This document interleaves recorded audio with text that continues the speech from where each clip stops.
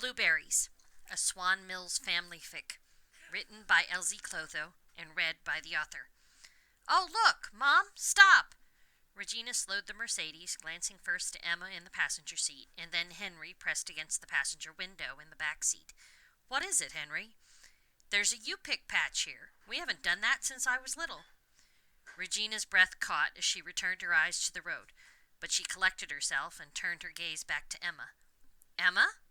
I've never done it at all. All right. Regina scanned the side of the road now, looking for the turn-off sign. Another sign appeared around the next curve, likely similar to the one which had caught Henry's attention. It marked that the entrance road to a farm was 200 feet ahead. Regina made the turn onto a dirt and gravel road. Dinks and plinks echoed against the car's undercarriage. She winced. Emma's hand slid onto her thigh. When she glanced over, green eyes crinkled and pink lips tipped up at the corners. Regina smiled back. Here we are. Henry was already trying the door as Regina pulled into a small parking lot of cleared dirt shaded by several trees. Beyond a short 2-foot-high fence of white boards lay what looked to be about 3 acres of ground covering gnarled and twisting plants. Henry had already snatched up a small basket from a stack near an opening in the fence. He was running into the patch even as Regina was just rising to see over the top of the car. Be careful, she called after him.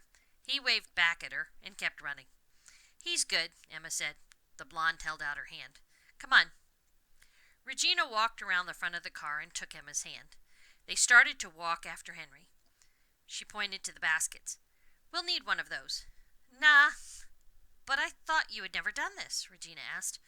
I haven't, but just walking through a blueberry patch with my girl on my arm? Emma tucked Regina's hand into the curve of her elbow. And our son, turning his face blue, eating as many berries as he picks? Haven't done that either. The green eyes were laughing at her. Bending down to a small cluster of the berries, Regina picked a handful of the tiny round blue fruits. She popped one in her mouth as she rose again. Its sweetness burst on her tongue pleasantly. She held another berry up to Emma's lips. Still, you ought to try them. She smiled when Emma's mouth closed over her fingers. Henry loved how his tongue turns blue. He'd stare at it in the mirror for hours.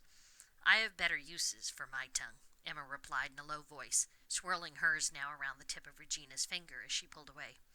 She leaned into Regina's body and cupped her cheek. Regina's whole world was a mischievous smile before Emma claimed her mouth and her tongue ignited warmth in Regina's belly. I'll see if I can arrange some time for you to show me, she whispered breathlessly when Emma let her go.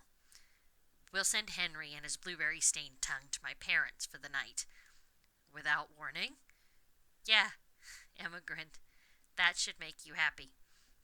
I admit the idea we might inconvenience your mother and her prince is tempting. Emma laughed. That's my girl. She kissed Regina again. Relacing their fingers, Emma turned the 2 women back to strolling through the blueberry patch. An hour later, Henry finally declared he was tired, and his basket was full. As they walked to the small booth to weigh the berries and pay the few dollars for them, Regina could not recall having spent a happier time. Thank you for listening. This has been a reading of Blueberries, an SQ short story written by Elsie Clotho and archived on Archive of Our Own in 2013. All rights reserved to the author.